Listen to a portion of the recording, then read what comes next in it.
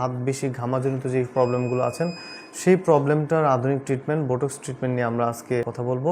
আমাদের হাতের তালু পায়ের তালু যখন প্রয়োজনের চেয়ে অতিরিক্ত বেশি ঘামে এটাকে আমরা হাইপার বলি, অর্থাৎ অতিরিক্ত ঘামা, হাইড্রোসিস। আপনারা দেখতে পাচ্ছেন এসির ভিতরে আছে, তারপরও কিন্তু ওনার হাতটা ঘামছে, দানার মতো অলরেডি হয়ে গেছে আর কি ওনার। সো আমরা কি করছি যে ওনার এই ফুল হাতটাকে মার্ক করলাম, এগুলো জাস্ট আমরা মার্কার পেন দিয়ে মার্ক করেছি আমরা কাজের সুবিধার্থে।